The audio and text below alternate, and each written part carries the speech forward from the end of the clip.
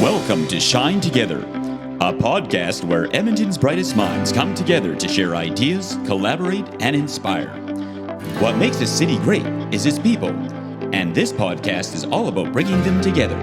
So let's dive into meaningful conversations and make our city shine greater together. Hi, I'm Dr. Omar Mohammad, and I'm running for mayor in the next municipal election here in Edmonton, Alberta. Welcome to Shine Together, an Edmonton podcast where one expert Edmontonian takes the host chair and the other expert Edmontonian takes the guest chair. And I get the honor, privilege of witnessing, listening, learning, and growing alongside of you. Our guest today is Issa, the owner of Supplement World Newcastle, a certified nutrition professional and a personal trainer. With expertise in fitness, nutrition, and business, he helps people optimize their performance, recovery, and overall health. Today, he joined Shine Together to share his insights on supplements, training, and everything in between. Welcome, Al, to the show. It's a pleasure. Thank you. Thank you.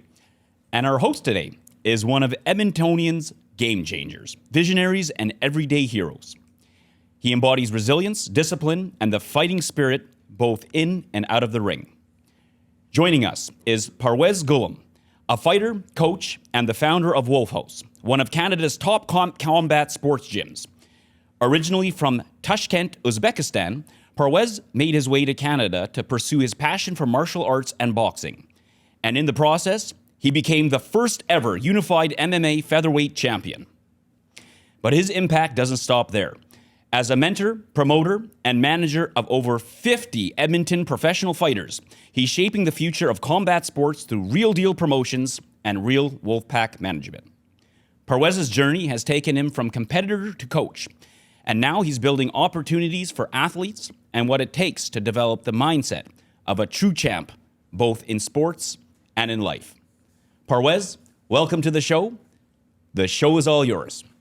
Thank you for having me, and that was quite the introduction. Thank you very much, Omar. Along with a lot of your fighters and with supplements and training and nutrition, you work with Al. I know that vitamin D here in Edmonton, especially under 12 years, we have many days of under 12 hours a day. And I've been told by my physician, pop some vitamin D. Al, do you find that to be true? And can you give maybe 100%. some advice to some of our listeners here in terms of what other supplements they could maybe take to make their life a little bit better?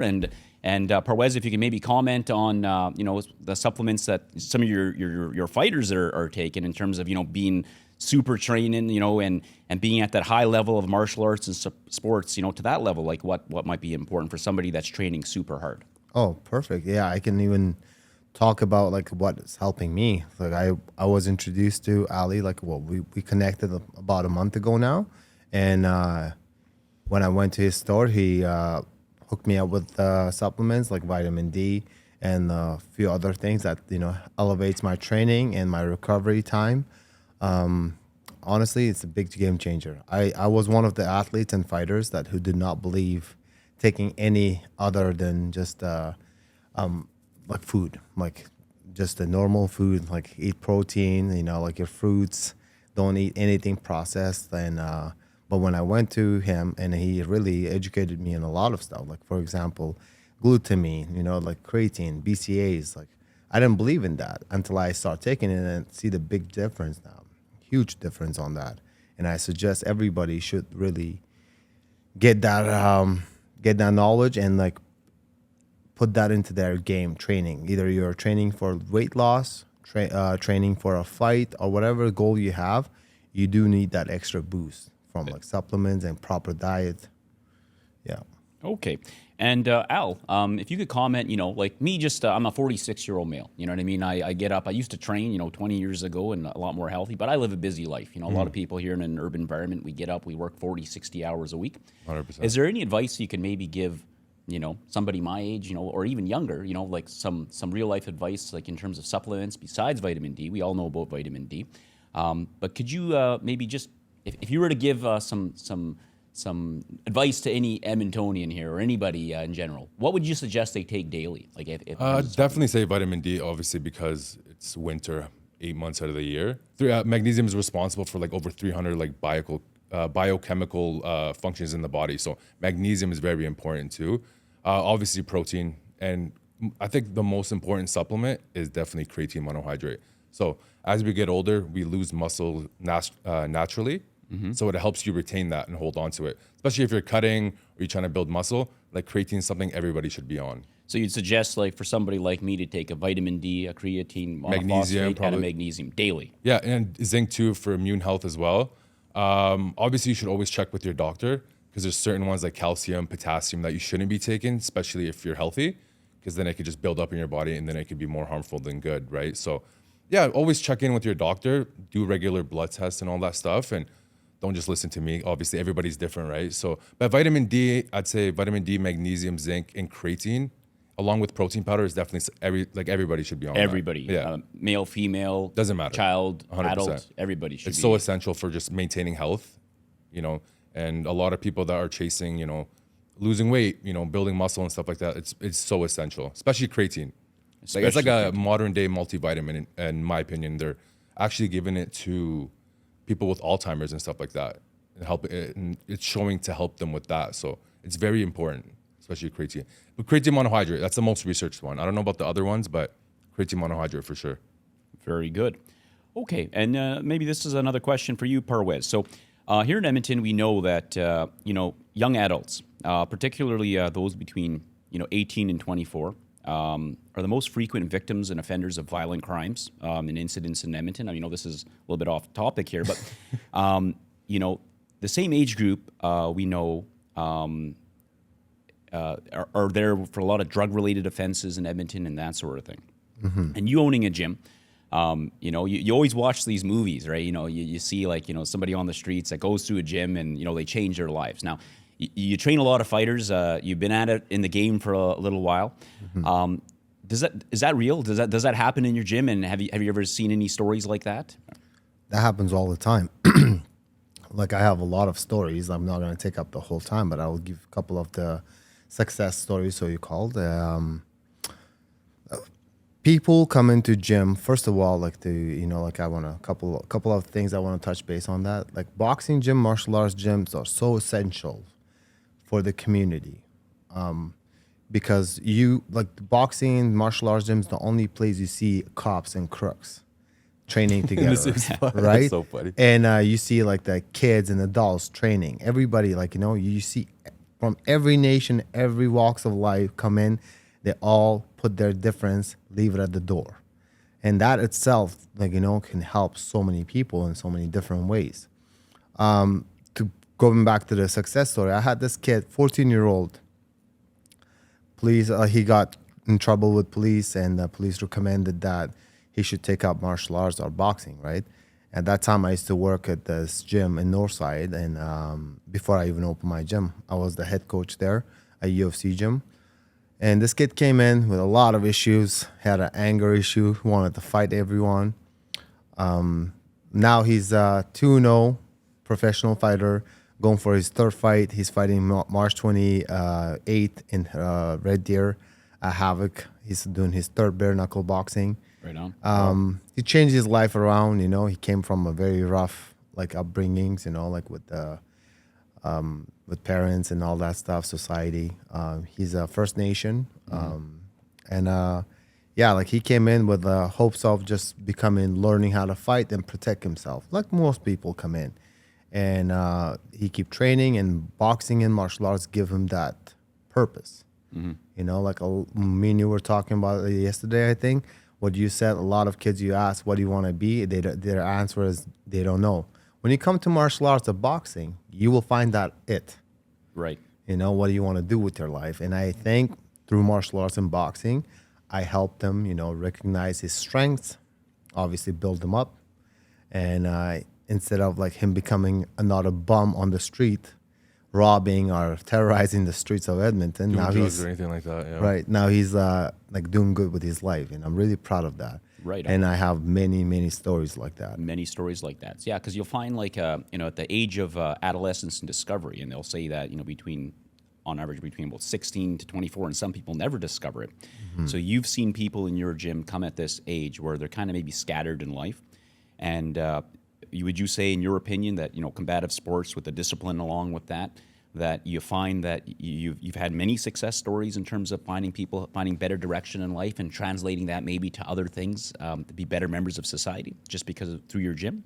Yes, because the confidence is a big thing.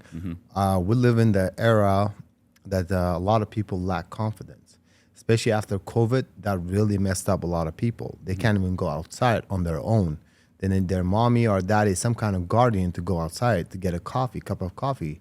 And I blame that social media, endless scrolling, like a lot of stuff like really affects people's confidence.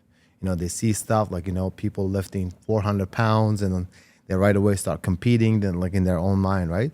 But once you walk into the gym, any kind of gym, boxing, martial arts, as long as they promote discipline, hard work, and being true to yourself, it gives you that confidence, Right on, yeah.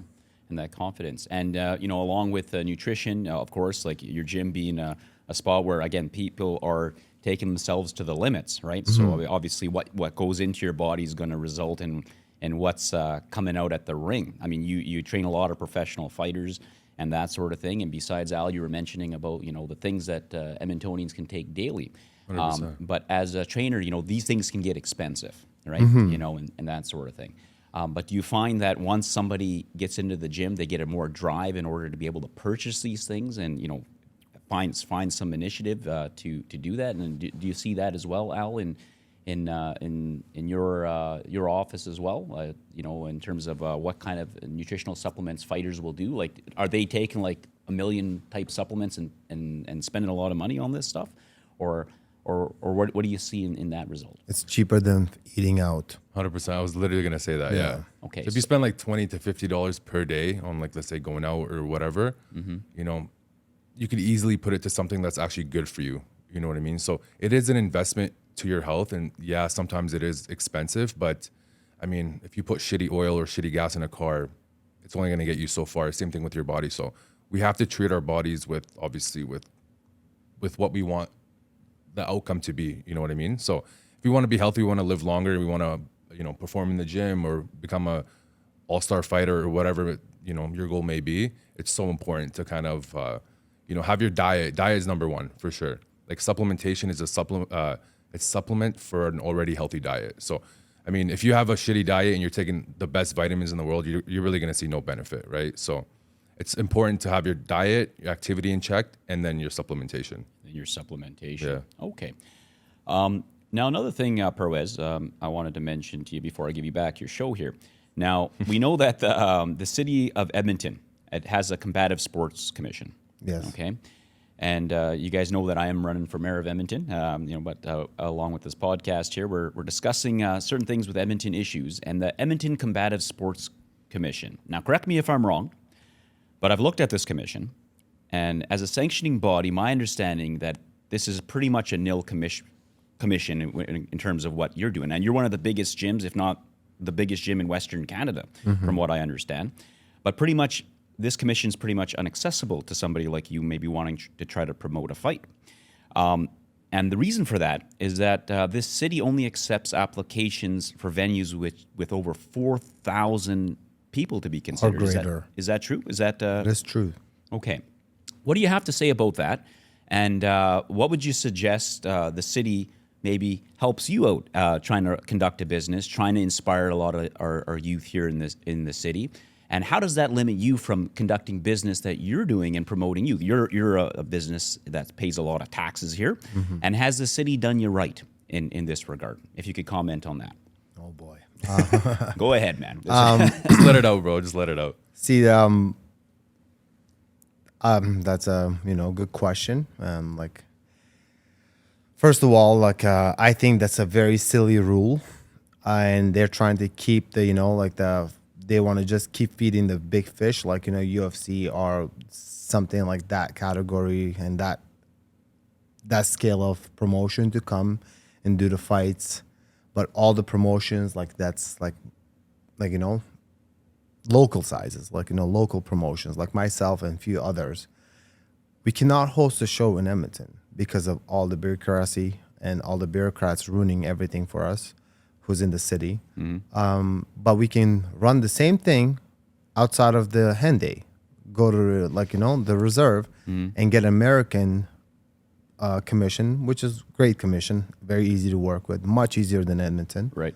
But why can we not do that here? It's like COVID times. Those silly rules. If you have a sock with the avocado print, you're allowed to take your mask off, kind of bullshit. Like this is how I like look at it as like, and it really does not make sense to me. I had multiple conversation with the Combat Sports Commission. A very nice guy, the head guy, and he was saying that it's a city problem. So those are like my questions are for Mr. Sohi, current mayor. And I think like that, all they're doing is just like delaying, and all the fighters are risking fighting at the commission that's not really qualified to like sanction those fights. For example, we had a like MMA fighter died fighting like 10 minutes outside of Edmonton. Was that recently? Yes. I think I've heard about that. That was recently, and that could have been prevented many ways. First of all, I always say, you need to, when you go training and your goal is to fight, for example, like I get many different walks of life coming into gym. Some people are just abused and they want to stand up against their bullies. Well, I love those kind of stories. Some people come in with the goal of becoming world champion. And I work with anyone, whoever wants to come put the work in. But people who's coming in with the goal of being a world champion, now the commission is really making it hard to get him to fight in Edmonton itself. Like now we have to get foreign commissions, and we have to get a commission who's not from Edmonton to come sanction fights in Edmonton or around Edmonton, because no one can sanction in Edmonton. That makes no sense. Like once you're inside of the Henday, you're not allowed to host fights without Edmonton Combat Sports Commission. Now they don't have amateur Muay Thai sanctioning here. Right. Edmonton Combat Sports Commission, they do not sanction amateur Muay Thai. Now we have At all. You're saying at all? At all. Not and even, you not yourself even started equation, with even Muay with Thai. 4,000 people. Not even with 4,000 people. How do you even fit in 4,000 people? For example, Like at a gym or anything like that. Yeah, as well. or in any venue. Like there's only few venues that hold 4,000 or greater, and the price tag on those is like minimum 30 grand. Right. Like, how are you gonna pay $30,000 for just a venue plus? Yep. Commission itself is so expensive, Right. for almost providing no service. And you being, again, are you the biggest gym? As far as I know, I've looked at a lot of gyms, and I think Yes. you're the biggest Square gym in Western footage wise, even the fighters number, like we have the most, even in amateur boxing, we have the most blue books, like which is like amateur boxers. Right. Like I have in amateur boxing, like as a coach, I've won every single medal, from like regional to national level, right? And for Muay Thai, same thing. For MMA, same thing. Bare knuckle, we're undefeated in Edmonton. Like And- we're the only team who's undefeated in bare knuckle boxing. Right, and you're saying like the Edmonton, the Combative Sports Commission, with its rules of 4,000 people, has limited what you can actually do through this commission. That's my understanding, right? You're seeking venues outside of Edmonton in order to follow the rules, and then you're seeking other commissions to sanction your fights. Exactly. So this commission has essentially, would you say this commission has failed you as a business owner, as a fight promoter, and how would it be that you might change? What rules would you like? I mean, looking through the box, even me looking at this 4,000, I had to ask you about it. But would it make more sense if it was 500, like 500 in an audience? Would that make a big difference for you? Like, Why would you even have a number? How can you even predetermine how many people going to show? Like one time I hosted a show, like, obviously I've done like, mistakes, like hosting a show on a long weekend. I was projecting about like 1,500 people show up, but only 500 people showed up. Right. You make a very good point. Why does the number even matter? Yeah. It's an event that should be sanctioned for the safety of the fighters.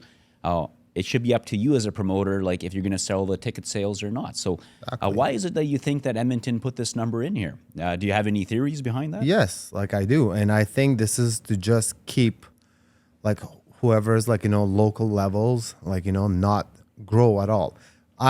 Like, for example, I give you, from my point of, from my own experience, I coach an amateur fighter. I invest a lot of time. Most amateur boxers I train, I don't charge them. I train them, because I see good in them. I want to change their life. My payment is when their hands raised and that big dumb smile on their face. That's my payment. That's your payment. I I love seeing changing or like influencing people in a positive way, as any coach should be. Right. Now I invest so much time. Now they turn pro, but they can't fight at home. Right. That's number one. When you don't fight at home, you don't have a fan base. You don't have a fan base. You don't have sponsor. Bingo. You're not going to be able to go anywhere. That's why you don't see a lot of fighters from Edmonton supposed to work before like 2017 incident with Tim Hague, Combat Sports Commission that failed them.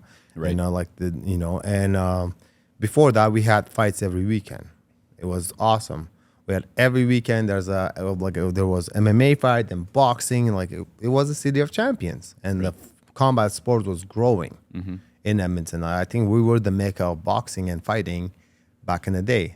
In the West and the East, always been Montreal. But now there hasn't been any fights in Edmonton, but there's still fights going on around Edmonton. Right. I think it would be much safer to do that in Edmonton, and will benefit all the local fighters. Right. From a business perspective, from a sponsorship perspective, from a safety perspective. Exactly. And you conducting a business, paying taxes here once again, from maybe a perspective that's right, which would allow your business to thrive and allow you to actually allow other fighters to thrive. That's kind of how I'm understanding that.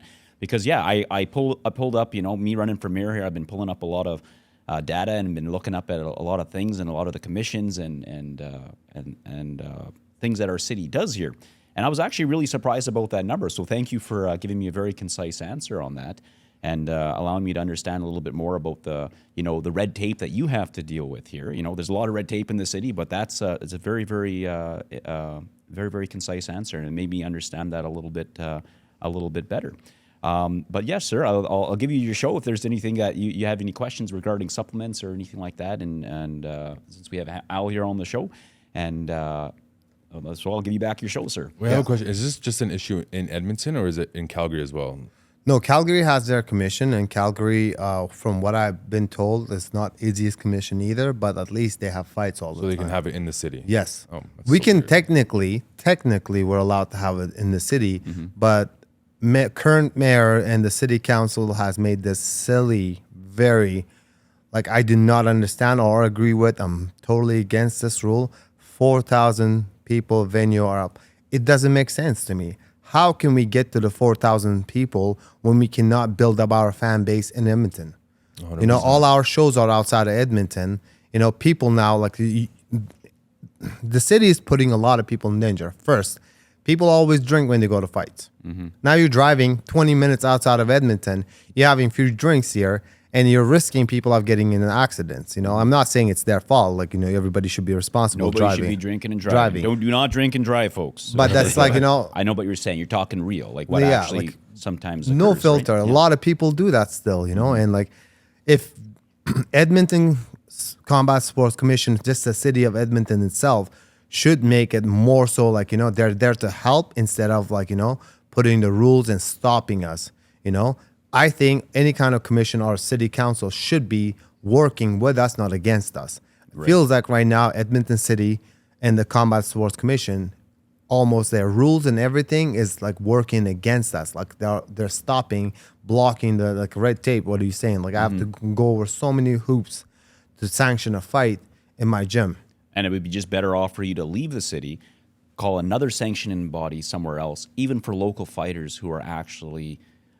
you're getting a lot off the street, and you're getting a lot of people that are thriving in another way. So you've got all this red tape to navigate, and you found a way to do it. But we can make it a bit better as a city, is what you're saying. And just outside looking in, I see the same. So thank you for clarifying that. Of course, I have a question for you, as the next mayor of Edmonton. Don't you think, what's your opinion? I think boxing and combat sports gym are crucial for the community, especially nowadays. Absolutely. So for me, myself, I would completely agree. So for me, I work with children, and primarily with children, being a pediatric dentist. And what I've seen lately is a society that's kind of becoming more disengaged, more on screen times. And so I'm a big advocate for anything that brings people together, whether it be sport, whether it be cafes, whether it be going out for dinner, whether it be just going for a walk.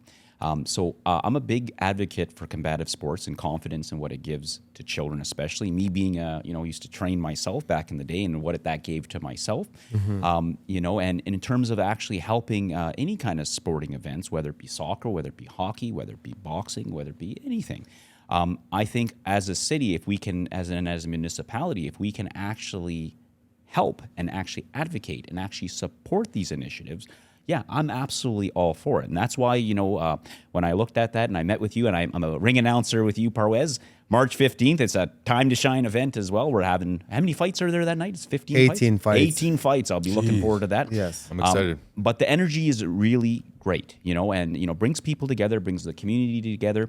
And you being a business owner here, and I've seen all the things you've done for many, many fighters.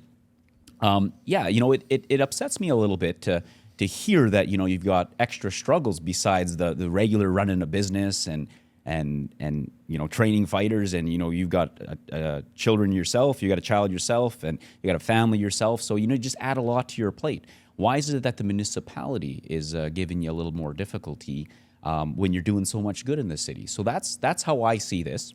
And as mayor, mayor or not, I'm an advocate for these sort of initiatives as well. So hopefully that'll answer your question there, Parwez. Yeah, that did. But again, it doesn't make sense. A lot of things, like me, I'm speaking on behalf of anyone with a common sense. It does not make sense to me when we're overfunding with stuff that does not matter as much as when we are not funding at all with the stuff that actually matters. We were talking about a couple of the issues about Edmonton, how they're spending $300 million on one subject, when only 1%, 1% gonna benefit from that, where we're spending way too much money on something that 1% of the population in Edmonton will benefit from that. If we make boxing and combat sport accessible, for people, how are we gonna promote it if we can host fights? Right now, we're only allowed to do amateur boxing, because I am my gym is associated with Boxing Alberta and Boxing Canada, and sanctions through Boxing Canada. So they're only allowing Olympic type of sports, amateur sports, we can host sanction. For example, wrestling, Greco-Roman, and amateur boxing. Well, Muay Thai, one of the fastest growing sports around the world, right? North America, it started dominating all the combat sports, as a show, I would say, right? In the early 2000s and the late 90s and so on. Right now, there's no commission for Muay Thai in Alberta or Edmonton. So when I call the commission, I say, who do I talk to? Point me to a right direction or give me a phone number and answer was, talk to Mr. Sohi. And how I'm going to get an appointment with a mayor, about that kind of stuff, that obviously it's going to be pushed over. They don't think that's a very important thing, where most of the parents and Edmontonians, they know it's very important for kids to be confident. And how we going to promote it, the sport, people to join, if we don't have champions in the city? Right. We need fights. We need the competition. This sport only thrives with competition. That's why I love more gyms to be opened up. I'm the one of those coaches and the gym owners that I get happy. More gyms, that means more people to beat up. You know what I mean? It's a competitor in me. Right. But more people to compete against. It's a great thing. Yeah. And with that, if they block in the competition, how the combat sport's gonna grow in the city? Right. Well, that being said, and Al, you might be able to comment on this because you're again, a lot of people in combative sports take a lot of supplements as well. So you probably see a lot of these people come into your stores. But I've seen a big uptick in terms of combative sport gyms opening up as well. But I don't see the competitive nature like I do in your gym, which is excellent again. But can you maybe comment on that? Do you why there's this big uptick? Do you think there's a big need and people actually see the benefit and need of this? And there's a demand amongst families raising kids and whatnot, because that's kind of what I see. I hear it all the time.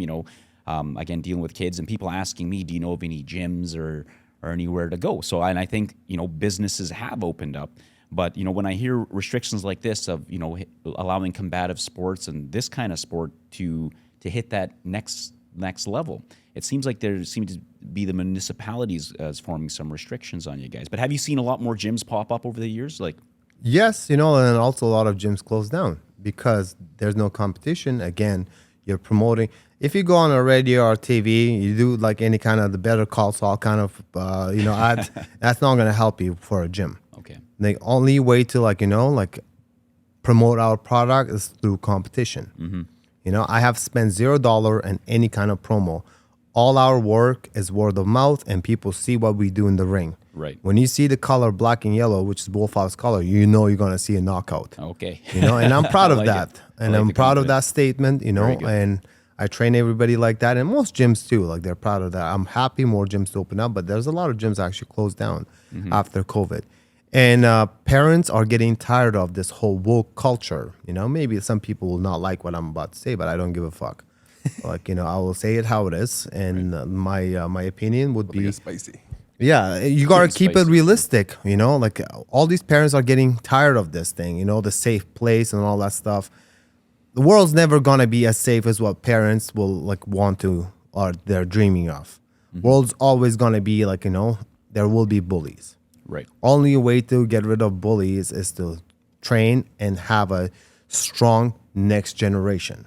Not just physically, but mentally. But how you going to get mentally and physically strong? But only thing you do is go to parades instead of going to gyms and working on yourself. You know, learning new skills. Doesn't matter what kind of sport it is. Soccer, football, I don't care. Active sports are always good for our next generation. Right. Like my motto is on that, like for the more you go to a gym, the less you will go to hospital. Like, you know, you already see the state of our healthcare. Right. Yeah. I don't go. I had 19 broken bones. I choose not to go to hospital because you know why? Why is that? 15-hour waits. 19 broken bones, and you decided that the wait was too long. Yes. By the time you wait, your bones will be healed. Is that Exactly, pretty yes. much what it is? The osteogenesis would have already occurred, and all your bones would have fused anyway. They'd have Yeah. to re-break your bones. So, Parwez, do you find, you know, and I think a common misconception is that when people train, you know, in combative sports and fighting and that sort of thing, that they become more fighters and they take to the playground, they go out there. Do you find that to be more true, or do you find that people who actually train in combative sports and build that confidence are actually the people that fight less and actually are less in trouble? What comments can you make Great on that? question. I love this question, and I love answering this. I will never get tired of answering this question. I have been asked that many Well, I'm times. glad I asked it. Very good. I'll give you a good example, like myself, for example. Like when I was young once, and I used to go out a lot too. Like I bounced in many nightclubs and events, and I never started a fight in my life, you know, because I'm confident. I walk in the room, Right. I don't care who likes me. I only like notice who I like, you know, and that comes all from the combat sports and my combat abilities. You walk in the room, for example, like, you know, very good point. Good friend of ours, Faraz Zahabi, is a very decorated coach. He coached GSP, Rory McDonald, many champions. Wow. And I really respect this coach. Like from his videos alone, I've learned a lot, you know, because I have that white belt mentality, always opportunity to learn and grow. He said the best thing, you know, like right now, take all the physical abilities you have, like all the combat abilities. You walk in the room full of dudes, Right. you're gonna feel insecure. Okay. You will. You like it or not, you're gonna feel some type of way. You're not gonna feel as secure as perfectly combat trained athlete. You walk in the room, like for example, a combat professional walks in the room, they're not gonna feel any type of way but confident with whatever they say and the agenda they have, right? So that's why I think like it's very important, super important for people to like, you know, at least get punched in the face once. Really? Okay. Yeah. To realize I can say that I have been punched in the face multiple times, and you trained at Frank I Lee's, have didn't trained at you? Frank Frank Lee's, Lee's is yeah. one of the first gyms. C4 Frank is one of the OGs of the sport, you know? Absolutely, man. And you know what? It wakes you up. You know, it wakes you does. up to something, and it believe it or not, getting punched in the face one time actually gives you something. So yeah, I totally hear you on that. But sorry to interrupt you. Yeah. And I really, that's such a loaded question, but also so much way to answer that, right? And I believe like if we really make it accessible, like, you know, combat sports for youth, and with the city funding, I think you will see a tremendous change. Right. And I think, just I guess intuitively, you would think that there's a negative stigma around fighting in general, right? Because, fighting we know is wrong. We don't want to go fight. But combative sports, from whatever I've seen and, training in the gym and, seeing the camaraderie in gyms and whatnot, it actually is the opposite. People don't create trouble outside of the gym. These are usually the better members of society, the protective members of society, the ones that are more confident, the ones that have the ability to thrive better in life. And so I'm a very big advocate, working with children, particularly, and seeing that children are kind of falling off in terms of confidence, being on the screens all the time, not really engaging with people, that the ones that are actually active in sports in general, particularly combative sports, are confident in another right. So yeah, thank you for answering that as well. But To add that on, you see most of the crimes, like you were mentioning, like bullying on the playgrounds, those all comes from bullying, comes from insecurity, right? And if you're a very confident person, right away you can beat somebody up. For example, myself, when I was younger, I know I can beat somebody up, but there's no honor. Beating someone up who's not trained, there's no honor. Martial art teaches you honor. right. Like if I go out, like for example, somebody bumps into me shoulder to shoulder, I am the first one to apologize. I look at them, I apologize, because I don't want to use my martial arts combat sports against someone who's not trained. First of all, they don't deserve to be with me in the ring because they haven't trained. Like I hold myself and my skills to a higher level. I don't show that to against normal people who's not trained. It's not fair because it's not honorable. Right. Anyone who goes into combat sports, martial arts, first thing you learn is about respect, honor, discipline. Discipline. You're never going to absolutely. get bad bullies. Yeah. We beat that out of them. You go into any martial arts combat sports Yeah. thinking you're the toughest guy. Yeah. Oh boy. Yeah. You're going to get reality checks watch super it. quick. Right. And back to the getting punched in the face and learning a very valuable lesson. And not the getting punched where you're actually going to the hospital with broken bones like you were waiting for 15 hours. But yeah, back to the age group between 18 and 24 is where we see the most amount of crime, violent crime in Edmonton. Again, a lot of drug crime in Edmonton, that sort of thing. That's a particular age group. And, we'll call it for what it is. There's a big surge of testosterone, especially in our males, right? And, and especially if, poverty's there, trauma's there, mental health is there, you mix the two. And you find that, going to a gym when combative sports and getting that discipline can actually be enough to break a threshold in order to be a productive member of society for yourself, for your family, and for society in general. But, with any sports nowadays, when we were kids, it used to be a lot easier. You want to play soccer, here's a ball, go make some friends. Everything's actually now organizations and sports. And even if you want to go play soccer, it becomes a little bit unattainable for a lot of Edmontonians. And, back to having the proper diet and nutrition and that sort of thing. Al, maybe could you comment to somebody that, maybe a little bit food insecure or in that level that's, just trying to break a threshold. What suggestions would you give them in terms of being able to eat a little bit healthier, maybe on the cheap? You know what I mean? Because I know what that feels like. The processed foods, which is the irony, it's generally cheaper than the nutritious foods. What advice would you give somebody that's maybe struggling a little bit, trying to make ends meet to get nutrition?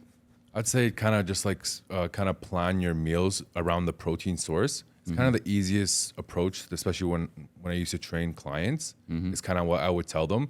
It would make it easier, like what goes with chicken, like obviously rice, salad, you know what I mean? So always make sure you have a protein source, some sort of greens or fruits, and some sort of healthy carbs. Not just white and brown rice, kind of the same thing. There's not really that much of a benefit kind of thing, but just kind of having just a balance every meal.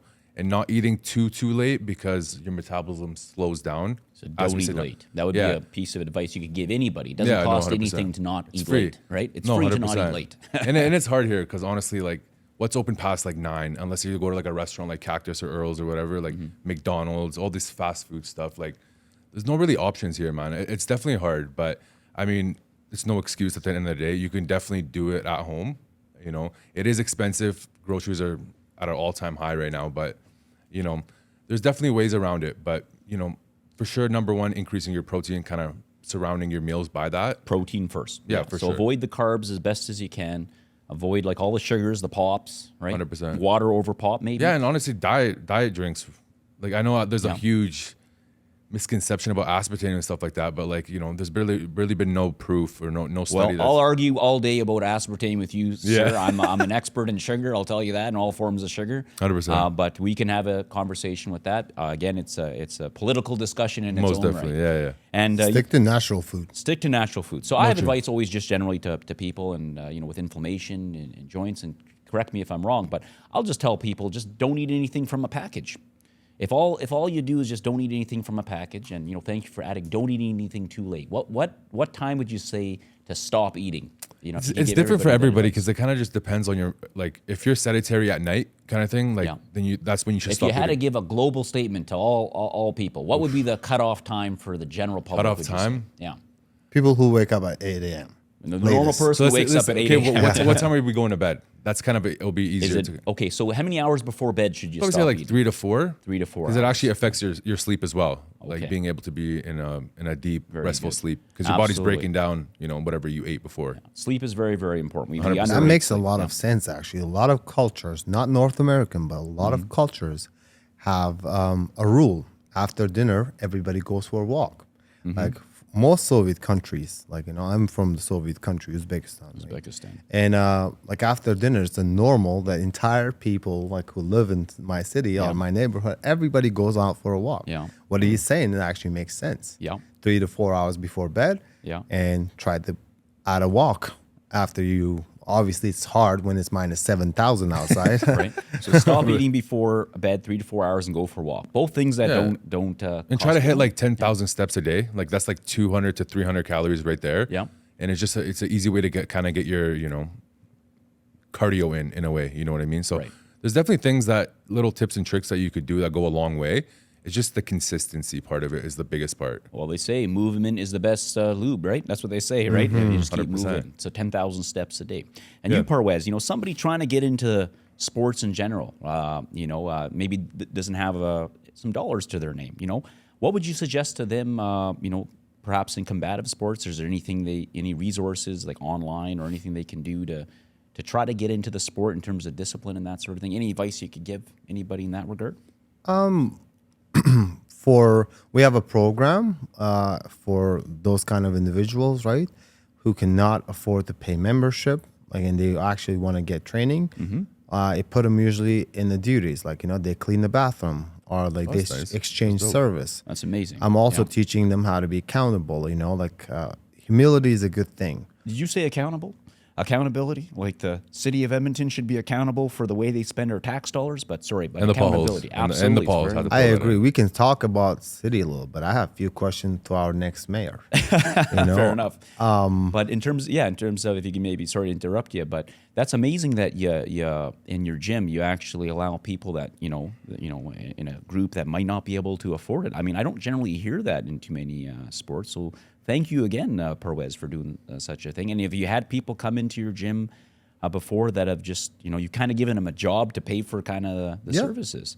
We exchange services, I say, right? A lot of people might especially the woke people, they might think it's cruel or whatever. No. Like you come in, you're asking for my service. Well, you got to provide service to get my service, just like any other business.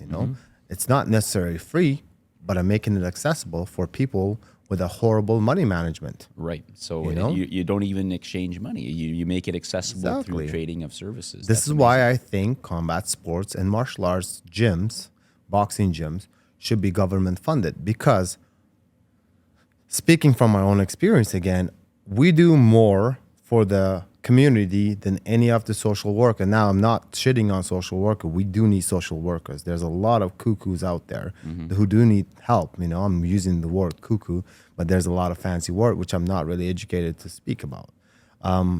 We do more work like for the youth, any gym, even my rival gyms, I salute them for that.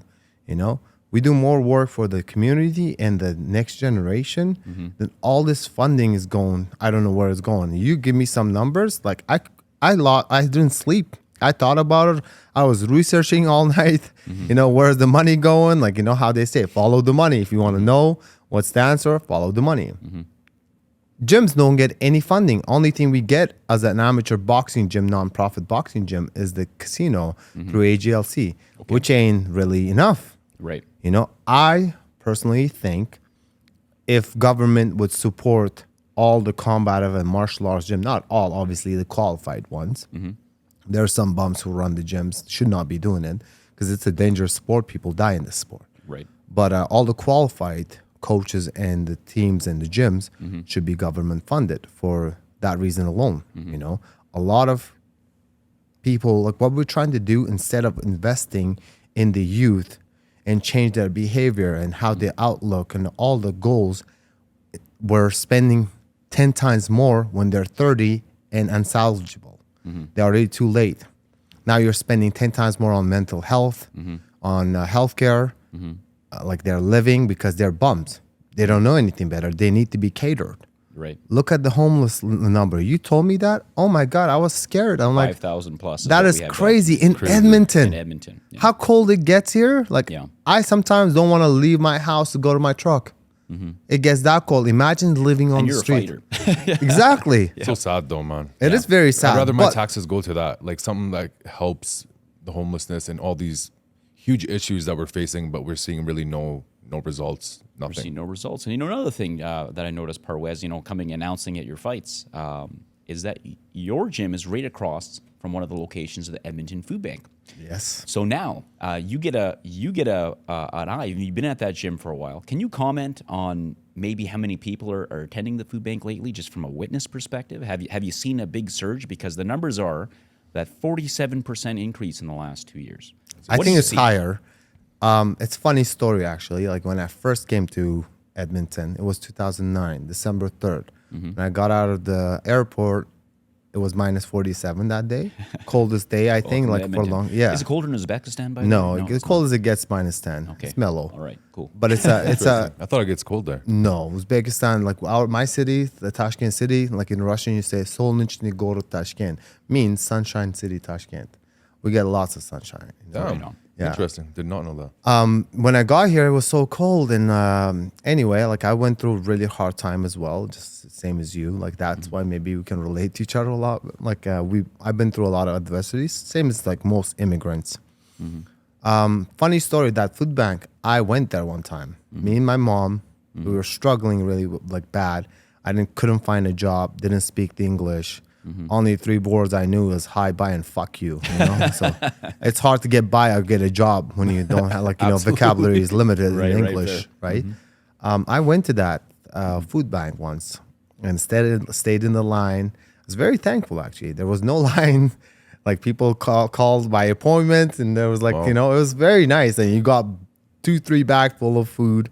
And I was very thankful, like it was warming, like that, Right. because when you're struggling, you don't have money, you don't have food, you don't speak English, you need help a little bit.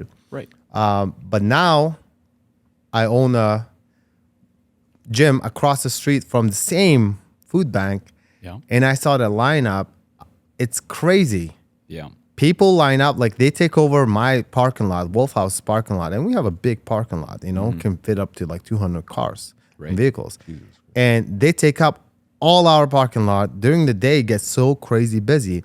People are pulling out with their Benzes and BMWs and Range Rovers, even stand on the line. Yeah, So the people that crazy. obviously, if they had these vehicles that they're maybe making payments on, that means these are probably people that were not food insecure before, right? If you just look at it based Yeah. on that, because otherwise, how do you afford these vehicles to begin with? So that means people have switched gears here, and that's essentially what you're seeing there, because the vehicle is not representing the food insecurity. Is that what you're saying to me? yeah. Wow. Okay. It's crazy to see how much the lineup, even the food bank workers, a couple of them come train at the gym. We offer them free training. Yeah. Because like in a good faith, how much money you can make, like that Yeah. you got to do stuff for your soul as well. I truly believe in that. And give And back. they I helped love you it. out. You're helping them out. Exactly. So And like it's a very good feeling when you like what you're saying, right? Like like sometimes I tear up too when I look at that, like the thinking 15 years ago where I was in life and where I'm at life and right Yeah, now. And the food bank, it's a great initiative, for food insecurity going up here in Edmonton. We got home insecurity going up big time in Edmonton with our homelessness. 5,000 homeless. 5,000 plus, and that's what we have documented, right? But it all feeds into everything, right? People will generally give up, the home is the last thing to go. Food goes before home, right? So Correct. by the time you get there, but the food insecurity issue, we got 47,000 people using the food bank every month now. Well, those are the numbers that I've pulled. That tells me, and you being able to witness that firsthand, and thank you for sharing your story, that the same food bank, that the actual one that you use, and now you're able to thrive and you own a gym and you're able to give back to others. I mean, so you get a very unique perspective of the reality and, how far we've gone and how negative we're moving as a city, and that we're at a, I feel we're at a crossroads here, that if we don't act now, we're on a downward spiral here. And as a municipality, I think we can do so much more, and including to you're at a point where you're able to break a threshold. I think a city needs to do a little bit more for a business owner like you that's actually helping other people thrive and succeed as well. So, to answer your original question, what I will do as mayor, I mean, regardless of being mayor or not, I'm a person who will advocate for combative sports and these kind of initiatives in general. And I'm a big supporter, and I strongly advocate the supporting of the food bank, because when you don't have proper nutrition, as you know, Al, and you're not able to thrive, your body wise, your mind wise, as you were talking about sleep, then you have a whole bunch more barriers to try to get to the point where you're able to succeed yourself and be able to be in a position like yourself, Parwez, where you're able to then help others. So for me, this is a great conversation, and if you guys want to add anything more to the conversation, that would be great. Go ahead. Yeah. If not, I feel like I just talk about the potholes so much, bro. Potholes, yeah. Our brother Ali, he has serious, nasty hate for the potholes. For the potholes, yeah. Like him Pisses and me off. every It really driver makes in me so mad. Edmonton. You know how many times you catch yourself cursing every time you hit the pothole? It's brutal. crazy. One time I literally hit the biggest pothole on the way to work. I tried to call 311 and it didn't even ring. Mm-hmm. And coincidentally, somebody came in that day to my shop. And he was like, my mom used to work for the city. And whenever it gets, whenever they get too many calls, they actually just turn it off. I'm like, what? How is that even allowed? It's kind of what I do when we're not going to air this part, but when my wife phones me about the 8th time, I just turn my phone off. But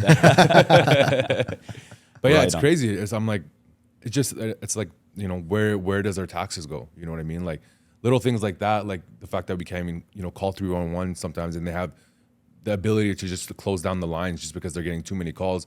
But like, why are you getting too many calls in the first place? You know what I mean? So it's just a constant issue. Like, especially you talk with so many different people that come in, and they all complain about the same stuff, but like nothing changes. You know what I mean? So we definitely need a change in mayor 100%. And I'm hoping, The whole city council, I would say, not just the mayor. You know what I mean? Yeah. We need people like Omar himself. One thing I really like about Omar, I don't even know him for that long, but like from every interaction I see myself, someone like myself, another Edmontonian who really trying to help other Edmontonians. This guy doesn't have a big campaign, big sponsors or anything.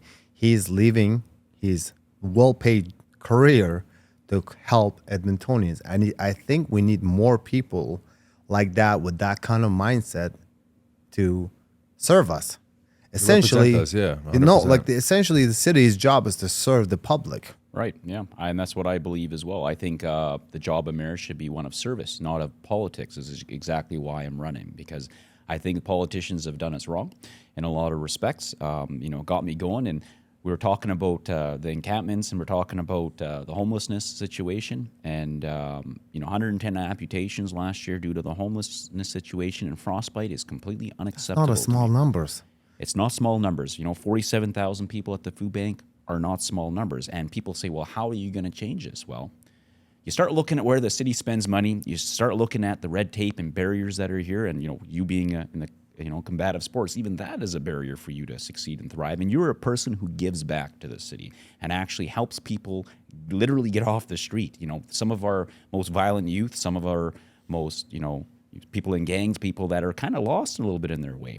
And as a city, I think we can be doing a lot more. So thank you for the big shout out, Parwez. Always makes my head get a little bit bigger, and then I got to go for a shoulder massage after because my head gets so big.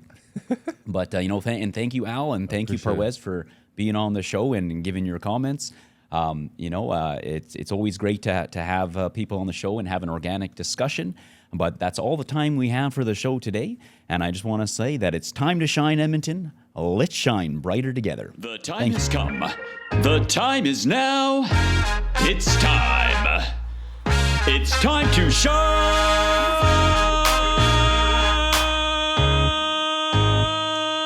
It's time to shine, Edmonton, let's shine together.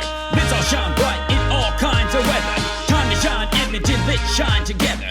Let's all shine bright in all kinds of weather. What? Time to shine, Edmonton, let's shine together. Let's all shine bright.